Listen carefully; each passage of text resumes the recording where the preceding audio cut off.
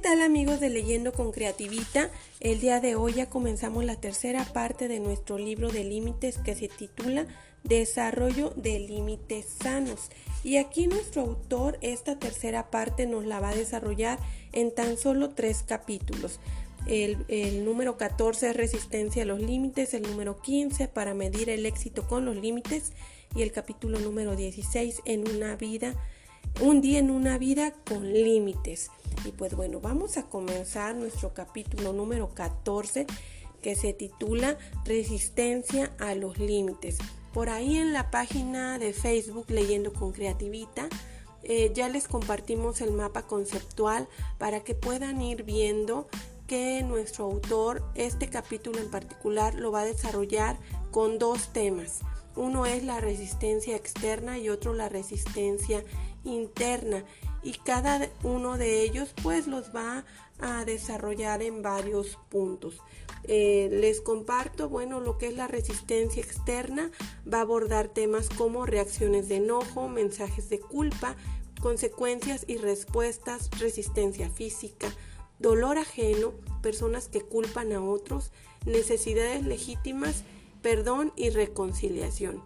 Y por otra parte, lo que es el tema de la resistencia interna abordará temas como las necesidades humanas, dolores y pérdidas no resueltos, temores internos a la ira, temor a lo desconocido, falta de perdón, perspectiva externa, la culpa, temor al abandono, defenderse en el vacío, y si fuera así de fácil ya lo habría hecho.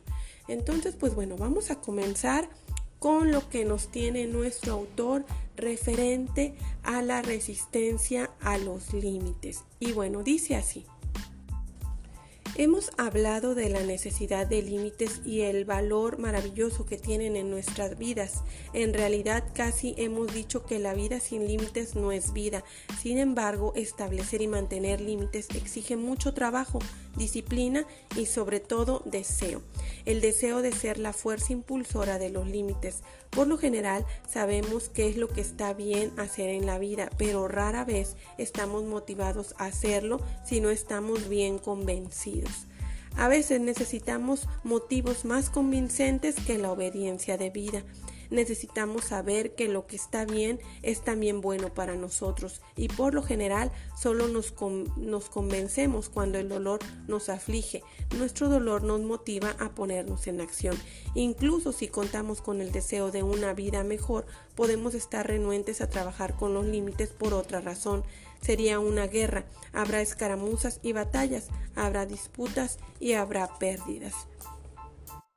Y hasta aquí nuestro autor nos hace referencia a lo que va a estar sucediendo cuando se da la implementación o nosotros optamos por empezar a poner límites tanto en nuestra persona como hacia los demás. Entonces se va a dar un tipo de resistencia, y toda resistencia tiene que ver con un conflicto, y esto él hace referencia a que prácticamente es como una guerra. Dice, nosotros tenemos que pelear las batallas. Hay 2 categorías de batallas: la resistencia externa y resistencia interna. La primera es la resistencia que nos oponen los demás, y la segunda es la resistencia que oponemos nosotros. Y vamos a comenzar a desarrollar lo que es la resistencia externa. Y nuestro autor nos presenta el caso de una mujer que se llama Julie. Ella es una mujer que ha tenido algunos conflictos con su esposo bastante fuertes, pero les voy a leer así textualmente cómo nos describe nuestro autor a Julie. Dice, Julie había tenido muchas dificultades con los límites la mayor parte de su vida. De niña había tenido un padre autoritario y una madre que la controlaba con culpa. Temía poner límites a algunas personas por causa de su ira y otras por la culpa que sentía de lastimarlas.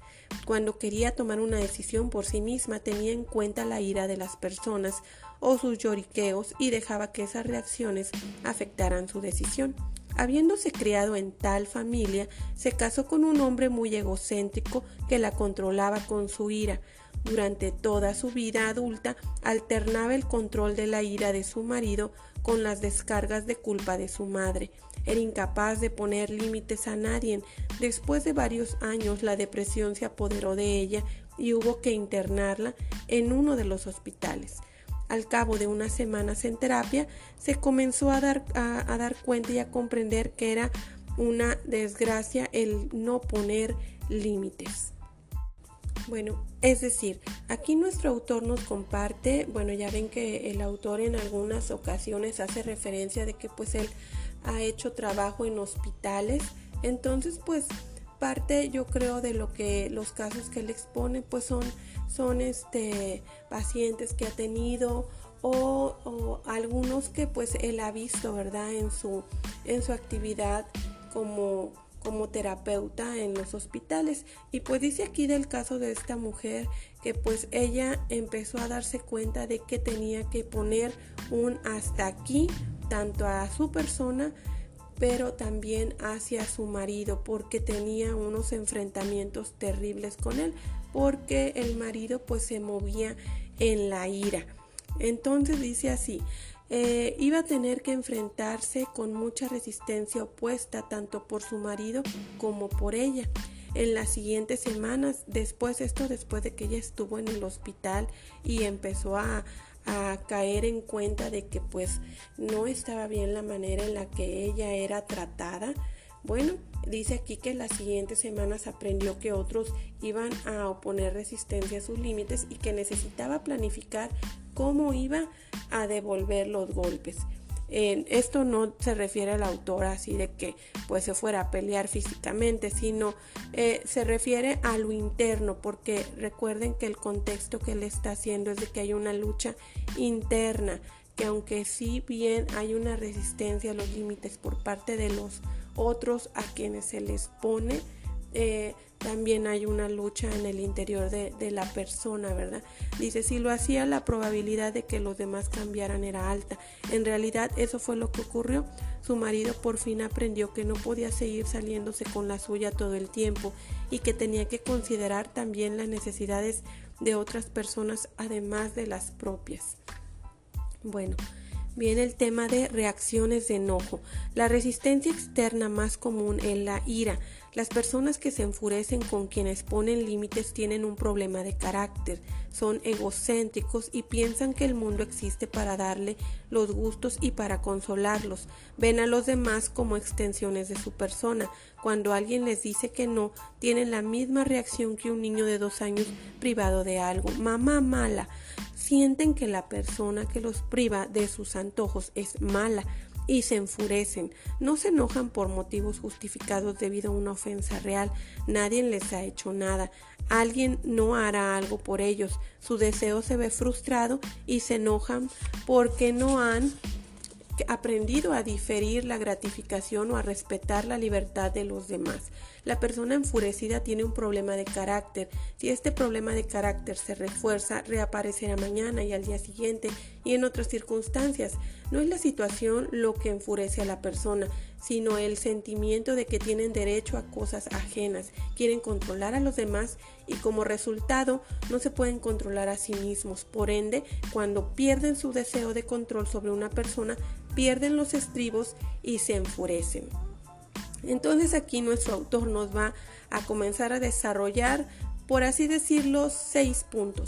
Y dice, lo primero que debe hacer es que quien tiene un problema es la persona que se enoja con usted porque le puso límites. Si no se da cuenta de esto, puede pensar que usted es quien tiene un problema. Mantener sus límites es bueno para los demás. Le ayudará a aprender lo que su familia de origen no le enseñó, a respetar a la gente. En segundo lugar, considere el enojo objetivamente. La ira es solo un sentimiento en el interior del otro.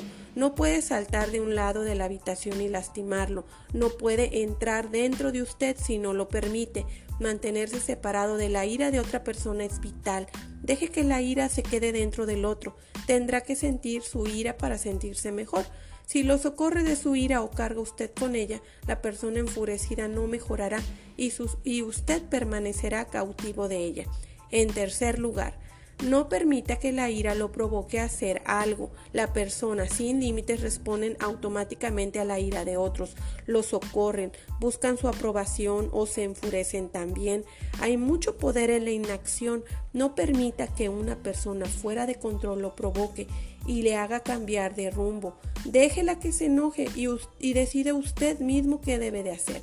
En cuarto lugar, asegúrese de contar con un sistema de apoyo. Si va a poner límites a una persona que lo tiene controlado con su ira, convérselo primero con las personas de su sistema de apoyo y elaboren un plan. Sepa lo que va a decir, prevea lo que la persona enfurecida va a decir y planifique su reacción. Incluso puede ensayar la situación en un grupo si lo desea. Luego, confirme que podrá contar con su grupo de apoyo justo después del enfrentamiento. Podría pedirle a alguien del grupo de apoyo que lo acompañe, pero no cabe la menor duda de que después los necesitará para evitar desmoronarse bajo la presión. En quinto lugar, no permita que la persona enojada le provoque enojo. Mantenga una actitud cariñosa mientras habla la verdad en amor. Cuando nos enfrascamos en una mentalidad de ojo por ojo de la ley o en la mentalidad mundana de devolver mal por mal, quedamos cautivos. Si tenemos límites, estaremos lo suficientemente separados para amar. En sexto lugar, prepárese para usar la distancia física y otros límites para que se cumplan las consecuencias. Si mantiene sus límites, quienes se enojan con usted deberán aprender por primera vez a dominarse a sí mismos en lugar de dominar a otros, lo que además les ha sido tan destructivo. Cuando ya no le pueden controlar, encontrarán otra manera de relacionarse con usted, pero mientras puedan controlarlo con su ira, no cambiarán. A veces la triste verdad es que no le hablarán más o dejarán la relación si no pueden controlar más. Es un riesgo real. Bueno, hasta aquí nuestro autor nos desarrolló estos, por así decirlo, puntos para poder tratar con la ira de otras personas, porque recuerden que estamos hablando de estas relaciones en las que pues hay problemas al externar, al poner límites y externarlos con personas que se mueven en ira. Por eso nuestro autor nos desarrolla estos puntos. Bueno, este siguiente punto tema es mensajes de culpa. Dice aquí nos muestra nuestro autor el caso de un hombre que le llama a su mamá por teléfono, pero su mamá, ¿qué creen que es lo que pasa? Pues le trata de manejar mensajes de culpa al no estar él con ella. Entonces dice así nuestro autor: no hay arma en el arsenal de la persona controladora tan potente como un mensaje de culpa. Y es que miren, les voy a leer textualmente qué es lo que pasó con este hombre cuando llamó a su mamá y vean cómo responde su mamá. Dice: un hombre llamó a su madre por teléfono y ella respondió con una voz muy débil que casi no se podía oír. Preocupado, pensando que estaba enferma, le preguntó: madre, ¿qué te pasa? Supongo que mi voz no está tan bien como antes, le contestó. Nadie me llama desde que mis hijos se fueron a casa. Híjole, esta mamá realmente tenía un mensaje de culpa muy directo hacia su hijo. Dice: las personas con límites frágiles casi siempre interiorizan con los mensajes de culpa dirigidos a ellas. Obedecen las afirmaciones generadoras de culpa dichas con intención de hacerlas sentir mal. Consideren estos casos. ¿Cómo pudiste hacerme eso después de todo lo que he hecho por ti? Esa es una frase. Me parece que de vez en cuando deberías pensar un poco en los demás y no solo en ti. Esta es otra frase. Si realmente me amaras, harías esa llamada por teléfono por mí. Me parece que tu familia te importaría por lo menos algo como para hacer únicamente esto. ¿Cómo puedes abandonar a tu familia de ese modo? Ya sabes lo que sucedió en el pasado cuando no me hiciste caso. Después de todo, nunca tuviste que hacer nada aquí, ya es hora de que empieces. Sabes que si lo tuviera te lo daría. No tienes idea de lo mucho que hemos sacrificado por ti. Posiblemente después de que me haya muerto te arrepentirás. Híjole, estas frases son cargadas de culpa. Dice, la manipulación de la culpa puede disfrazarse con lenguaje religioso. Esto va para quienes luego a veces la gente tiene una mala idea de aquel que busca en la fe o en el congregarse o al asistir a un grupo en donde se promueve la fe en Dios, en Jesús. No voy a entrar en temas de qué religión, no, porque no se trata de eso, sino que, bueno, cuando ve la gente que buscas de Dios, luego te cargan con esos mensajes de culpa, por así decirlo, en lo que pues no te puedes enojar porque, oye, pues no, que tú eres amor, no puedes marcar ciertos, en este caso, límites, porque, oye, y ahorita les voy a leer los mensajes de culpa que luego utilizan algunas personas y no es bueno, pero es importante que nosotros podamos identificar cuando nosotros nos movemos en mensajes de culpa y cuando otros se mueven en esos mensajes de culpa para manipularnos. Entonces, bueno, aquí hay algunas como estas. ¿Cómo puedes llamarte cristiano? ¿Acaso la Biblia no dice honrarás a tu padre y a tu madre? Esto haciendo alusión, no sé, en el caso del hombre, ¿no? Que su madre le pudiera decir eso. No eres sumisa. Estoy seguro que esto entristece a Dios. Creí que los cristianos tenían que pensar en los demás. ¿Qué clase de religión te enseñaría a abandonar a tu familia? Debes tener un problema espiritual para actuar de ese modo.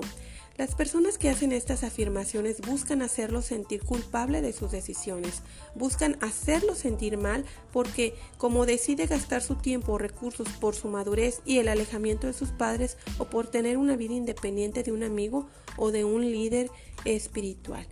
Posiblemente todos somos capaces de reconocer en cierta medida los mensajes de culpa cuando los escuchamos, pero si se siente mal con sus límites, tal vez no se ha puesto a pensar específicamente en los mensajes que su familia u otras personas están usando.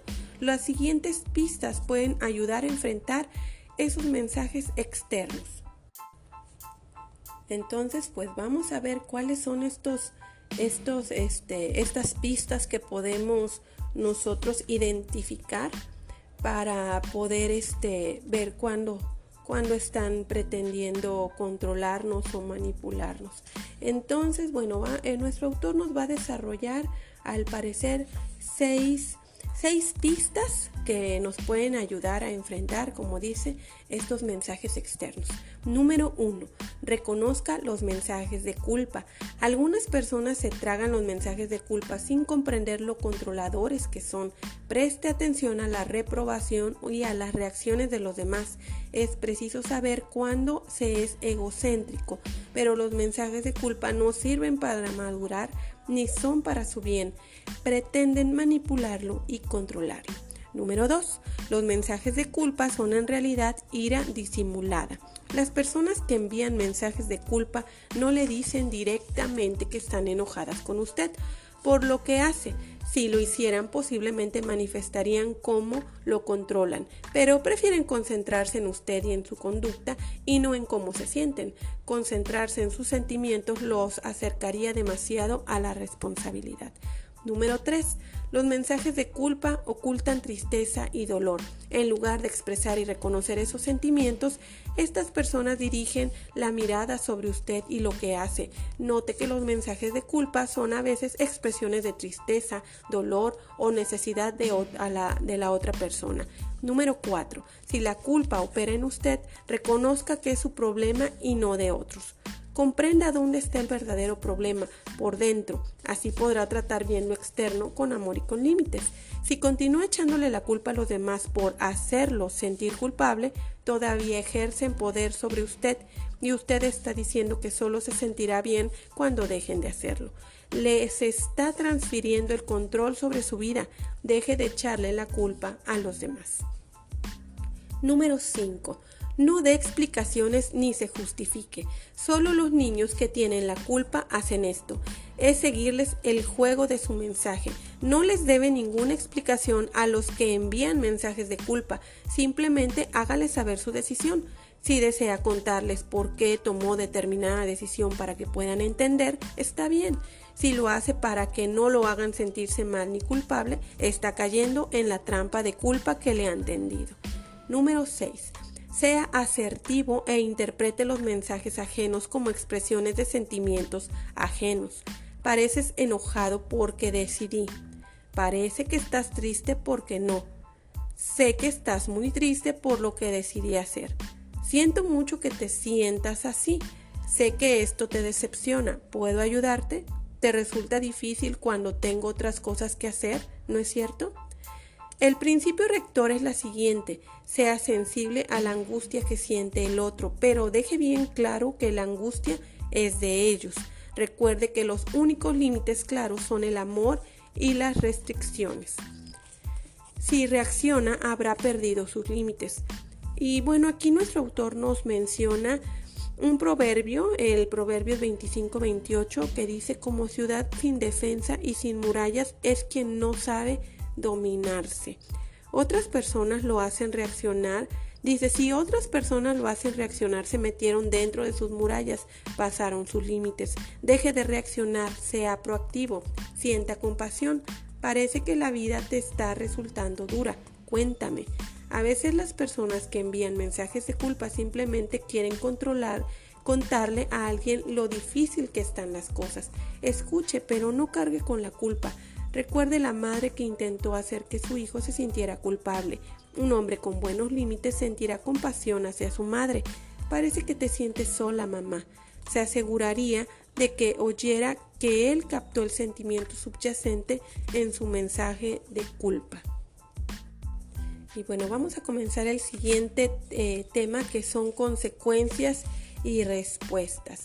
Fíjense que nuestro autor nos va a presentar el caso de un hombre que se llama Brian.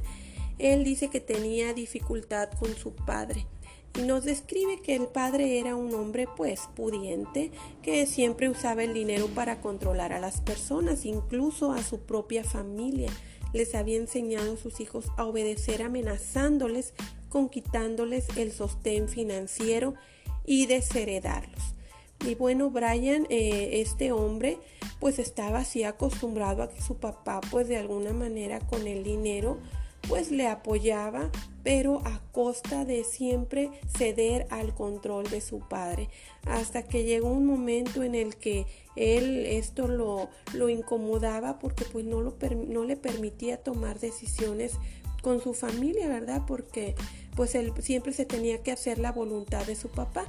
Y bueno, Brian tuvo que medir las consecuencias y la respuesta que sus límites iban a implicar en esta relación con su padre controlador. Y bueno, él empezó les platico, él empezó a definir, bueno, ¿qué pasa si ya no cuento con el dinero que mi papá me da? Bueno, voy a tener que buscar un trabajo que me dé la solvencia económica que no tengo, o dependiendo con mi papá, pues tengo que ver cómo la puedo alcanzar. Y pues bueno, empezó a marcarle ciertos límites a su papá. No aceptó ciertas invitaciones a acompañarlo en algunos viajes de vacaciones. Y pues su papá, al ver que Brian empezaba a tener cierta independencia, no le gustó. Y bueno, el caso es que se tuvo que enfrentar Brian a las consecuencias de su decisión. Pero por primera vez en su vida, dice aquí, era libre. Dice: en este escenario es común, no siempre está en juego la fortuna de la familia, pero puede ser la ayuda financiera para los estudios universitarios, o puede ser la disponibilidad de una madre para cuidar a los niños, o puede ser la ayuda del padre en los negocios, o puede ser tan grave como la pérdida de la relación. Las consecuencias de fijar límites serán jugadas que las personas controladoras harán como contrapartida, reaccionarán a la puesta de límites. Entonces aquí nuestro autor nos menciona que pues hay que tener en cuenta varios puntos. Entonces él nos va a desarrollar aquí nuevamente, nuestro autor, en este caso cinco puntos, por así decirlo, en el que tenemos que considerar el cómo van a reaccionar a nuestra puesta de límites. Dice así: en primer lugar, calcule qué es lo que está obteniendo a cambio de su falta de límites y qué puede perder si pone límites. En el caso de Brian era el dinero, para otros puede ser una relación. Algunas personas son tan controladoras que si alguien las enfrenta, acabarán con la relación. Muchas personas, cuando dejan de seguir el juego de la familia disfuncional, son abandonadas por la familia que los crió. Sus padres o sus amigos les dejan de hablar. Cuando ponen límites y retoma el control de su vida, está corriendo un riesgo. En la mayoría de los casos, los resultados no son drásticos porque cuando las personas se dan cuenta de que usted va en serio, comienzan a cambiar. Encuentran que la puesta de límites es beneficiosa para ellas. Las personas buenas y sinceras necesitan disciplina y responden, si bien con renuencia, a los límites. Otras tienen lo que los psicólogos llaman trastornos de carácter. No quieren asumir la responsabilidad de sus propias acciones y vidas. Cuando sus amigos o cónyuges se niegan a asumir la responsabilidad que les corresponde a ellos, se van. Cuando calcule el costo de las consecuencias, lo difícil o costosas que serán, piense que poco se pueden comparar con la pérdida de ser uno mismo. En segundo lugar, decida si quiere arriesgarse a la pérdida. ¿Vale la pena para ser uno mismo? Para algunos el precio es demasiado alto y preferirán seguir con un padre o un amigo controladores antes que poner en peligro la relación. Los límites sin consecuencias no son límites. Antes de poner límites debe decidir si está dispuesto a aceptar las consecuencias. En tercer lugar, actúe con diligencia para compensar lo que haya perdido. En el caso de Brian, tuvo que planificar cómo ganar más dinero. Otros necesitarán conseguir a alguien para que cuide a los niños, para tener nuevas amistades o para aprender a enfrentar la soledad. En cuarto lugar, hágalo. No hay otra manera de enfrentar las jugadas de poder de los demás y las consecuencias de nuestros límites que poner límites y seguir adelante con nuestro plan. Cuando se tiene un plan, haga como hizo Pedro. Salga de la barca y avance hacia Jesús. Mantenga los ojos fijos en Jesús, el iniciador y perfeccionador de nuestra fe. Así lo dice Hebreos 12:2, y el primer paso será el más difícil. Anímese y dé paso y busque la ayuda divina. Recuerde, hay un salmo que dice, el Salmo 18:34 dice: Él adiestra mis manos para la batalla y mis brazos para tensar arcos de bronce. Entonces, bueno, aquí el autor nos anima a que tenemos que tener en esta conciencia de que se libra, por así decirlo, una batalla tanto interna como externa. Tenemos que estar claros en que cuando no estamos solos, cuando nos agarramos de la mano de Dios, y Dios está representado sí en la fe, ¿verdad? Te puedes apoyar en la Biblia, pero es muy importante que eches mano de algo que Él nos dejó para que podamos resistir, y es la comunión de los unos con los otros en lo que es el contexto de iglesia. Bueno, en quinto lugar, sepa que la parte más difícil recién comienza.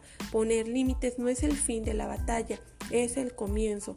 Ahora es cuando debe regresar a su grupo de apoyo y usarlo para alimentarse espiritualmente, para que pueda mantenerse firme. Continúe trabajando con el programa que lo preparó para la puesta de límites. Las reacciones que tendrá que enfrentar como contrapartida a su puesta de límites serán difíciles batallas, pero Dios estará a su lado para luchar a la par con usted mientras pelea por su salvación. ¿Qué quiere decir esto de salvación? Miren, cuando yo me puse a buscar lo que significa del idioma en la lengua original, salvación significa sacarte de estrechez. Es como, imagínate que en esta situación de los límites, a veces hay gente que pasa por situaciones en las que se siente encerrada, o como si las paredes, no sé, viendo una analogía, como si las paredes, piso y techo te fueran encerrando.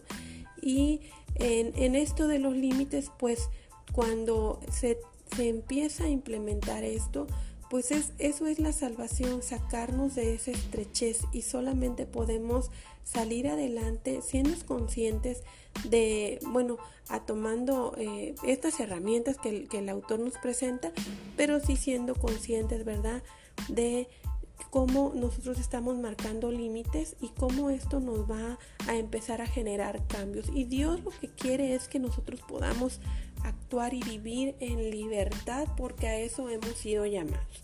Y bueno, vamos a seguir con nuestro tema, que es la resistencia física. Dice nuestro autor: es triste que tengamos que incluir esta sección, pero algunas personas no pueden mantener sus límites con otras personas porque estas son físicamente más fuertes. Los esposos y novios abusadores no aceptan que se les diga que no. Con frecuencia, las mujeres que intentan poner límites son físicamente maltratadas. Estas personas maltratadas necesitan ayuda.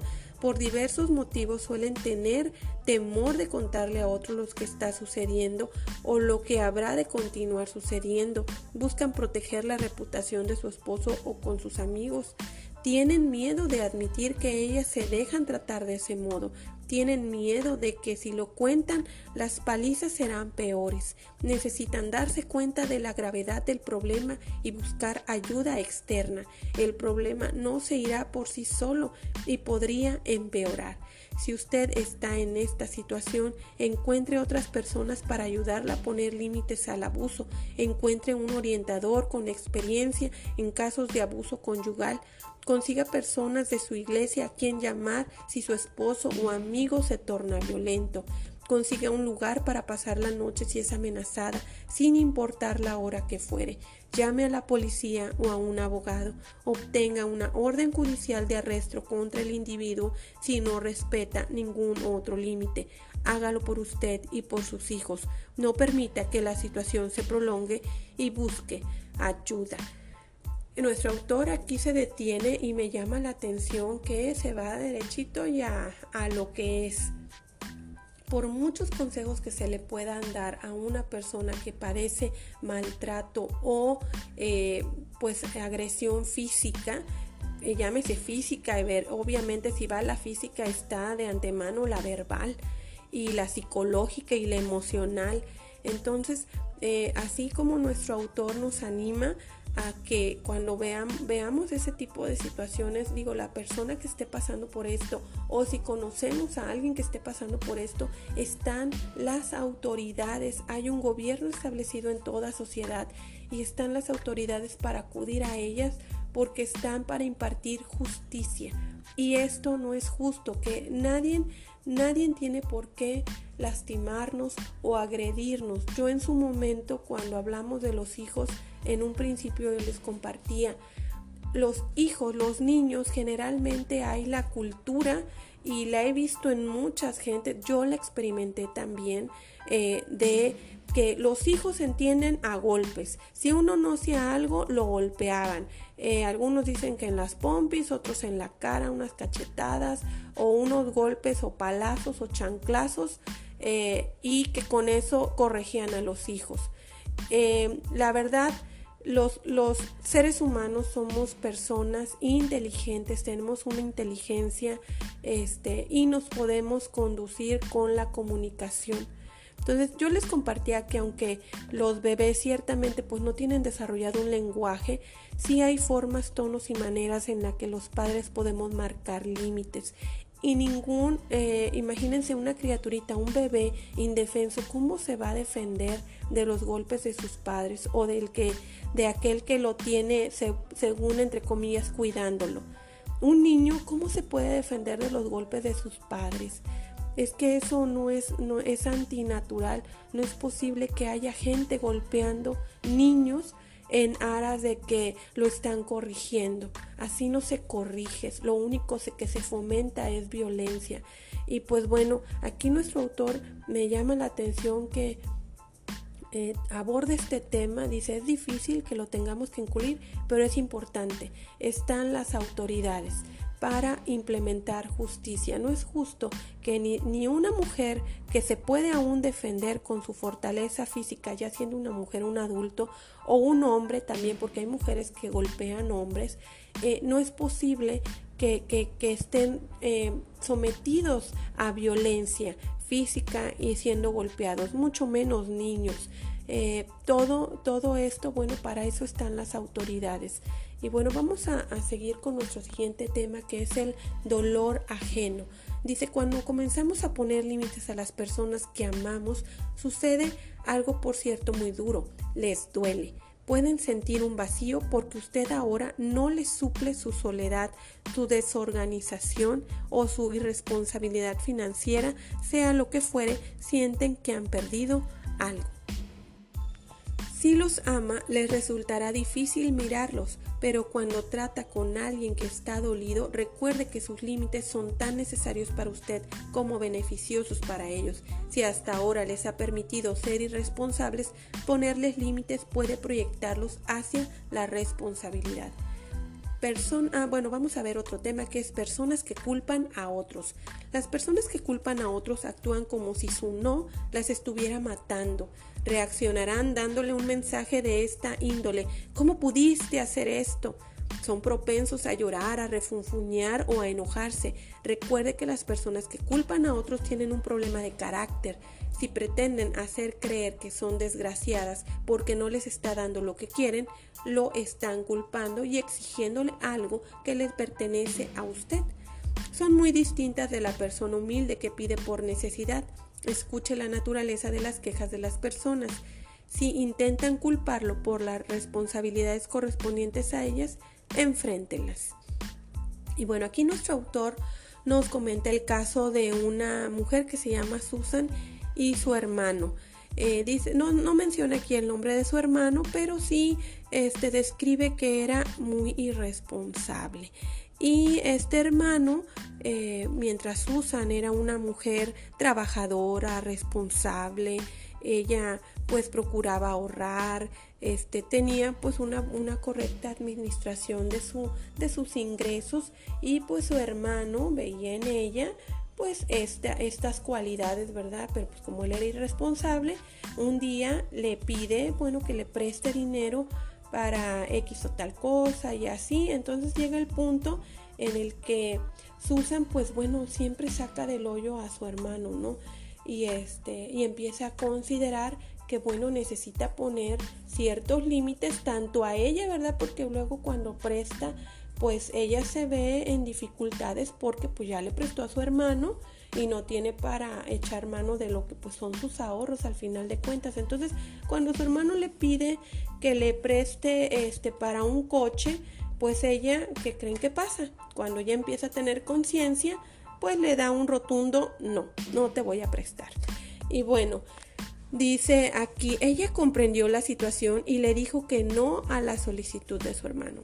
Él reaccionó como si ella le hubiera arruinado la vida. Le dijo que por su culpa no podría progresar en su carrera profesional, que porque sin coche nuevo nunca tendría nuevos negocios. Le dijo que debido a su coche viejo, por su culpa, no podría conseguir una pareja para salir. Y como ella, ahora Susan, ya había aprendido a reconocer cuando le echaban la culpa, lo enfrentó. Le dijo que sentía mucho que no progresara en su carrera profesional, pero eso no era problema de él. Estas respuestas fueron bastante buenas para ella y para él. Es decir, imagínense si ella todo el tiempo hubiera seguido condescendiendo a las necesidades de su hermano. Bueno, pues su hermano nunca iba a dejar de ser un irresponsable. ¿Por qué? Porque siempre tenía a Susan para ayudarlo. Y pues de esta manera, al ella marcar límites, bueno, ella podía moverse en libertad porque pues ella merece tener sus ahorros y disponer de ellos, ¿verdad? Y el hermano, bueno, tendrá que crecer, madurar para ser responsable. Y bueno, viene nuestro siguiente tema, que son las necesidades legítimas. Híjole, si se dan cuenta, este tema está bastante extenso y apenas estamos viendo lo que son las resistencias externas. Entonces, bueno, vamos a seguir para terminar por lo menos con lo que son las resistencias externas. Y vamos a ver las necesidades legítimas. Puede precisar poner límites a las personas que atraviesan verdadera necesidad. Si usted es una persona que ama, le romperá el corazón decirle que no a alguien que ama y que tiene necesidad, pero hay límites para lo posible y lo imposible de dar. Diga que no cuando corresponda. Hay circunstancias en las que su corazón destrozado querría dar, pero si lo hiciera, usted quedaría completamente exhausto. Aprenda cuáles son sus límites según lo que haya propuesto dar en su corazón y dígale a las personas en necesidad a quien pueden acudir para recibir ayuda. Sienta compasión por las personas en esa situación. A veces necesitan saber que usted comprende que sus necesidades son legítimas y que realmente necesitan ayuda. Ore por ellas. Es la mejor manera de expresar su amor por las aflicciones y necesidades que lo rodean y que usted no puede remediar. Es decir, no siempre podemos salvar a las personas y no siempre podemos ser salvados por otras, ¿verdad? Aquí nuestro autor nos anima de alguna manera a ser empáticos, pero el ser empáticos no significa que se tenga que solucionar los problemas de los demás. Hay hasta, no sé, vamos a aterrizar en el caso del dinero. Hay veces en que si hay una persona que te pide por necesidad, ¿no? Y tú ves que genuinamente lo necesita, pero tú estás al límite de tu ingreso o ya tienes compromisos. Bueno, si no puedes, nadie te puede obligar. O sea, no tienes por qué manejarte con ese sentimiento de culpa. La persona comprenderá, pues, porque no puedes. Pero sí hay manera de que podamos ayudar. Aún luego hay una cita en la Biblia, no la recuerdo, pero si a alguno les interesa me pueden escribir para donde dice que si prestas, si alguien pide de ti prestado, pues no se lo rehuses. Y aún si hay manera de que pues ya, pues dáselo. O sea, también hay gente que luego es mejor que no lo tengas atado, porque luego dice la Biblia también que uno cuando presta hace como siervo a aquel a quien le prestó, o uno si pide prestado pues es siervo del que le presta. Y este es el principio que se maneja en lo que son los créditos. Los créditos, pues tú vas y pides porque es tomar dinero que ni siquiera tienes, estás pidiendo prestado. Estos son los créditos. Y luego cuando tienes tu ingreso ni siquiera es tuyo, eres como un esclavo. Por eso este principio no es bueno, el de la esclavitud, que son los créditos. Pero bueno, este es otro tema. Pero sí, bueno, aquí por eso el autor en este tema de necesidades legítimas nos anima a que seamos empáticos, y cuando no haya manera de ayudar a la persona, en este caso muy específico de dinero, bueno, pues puede uno interceder por ella en oración, bendiciéndola, pidiéndole a Dios, bueno, que encuentre, que ayude. Si necesita un trabajo, a lo mejor su necesidad de dinero tiene que ver con falta de trabajo, bueno, pues que encuentre un trabajo. A lo mejor si está en tu mano extenderle ayuda física, no sé, de apoyo emocional, escucharla, y hasta ahí. Pero bueno, que podamos tener identificado cuáles son las verdaderas necesidades legítimas. Y bueno, vamos a ver el tema de perdón y reconciliación. Dice, si muchas personas tienen un problema para saber diferenciar entre el perdón y la reconciliación, fracasan cuando se enfrentan a la resistencia externa porque creen que si no se entregan nuevamente a la otra persona no la han perdonado. Del mismo modo, muchas personas tienen miedo de perdonar porque equiparan el perdón con dejar de lado una vez más sus límites y entregarle el poder a la otra persona para ser lastimadas nuevamente. Y bueno, nuestro autor nos hace referencia a que la Biblia tiene dos principios muy claros. Uno, que necesitamos perdonar siempre. Y dos, no siempre logramos la reconciliación. El perdón surge del corazón. Libramos a una persona de la deuda que tenía con nosotros. Saldamos la deuda pendiente. No nos debe nada. No la condenamos, está limpia. Se necesita solo una parte para perdonar. Yo, la persona que tiene una deuda conmigo, no me tiene que pedir perdón. Esa es la gracia obrando en mi corazón. El segundo principio es: no siempre logramos la reconciliación. Dios perdonó al mundo, pero no todo el mundo está reconciliado con Él. Aunque puede haber perdonado a todos, no todas las personas han admitido su pecado y aceptado su perdón. En esto consiste la reconciliación. Basta una persona para perdonar. Se precisan dos para la reconciliación. No se entregue abiertamente a la otra parte hasta que haya visto que verdaderamente ha reconocido su parte del problema.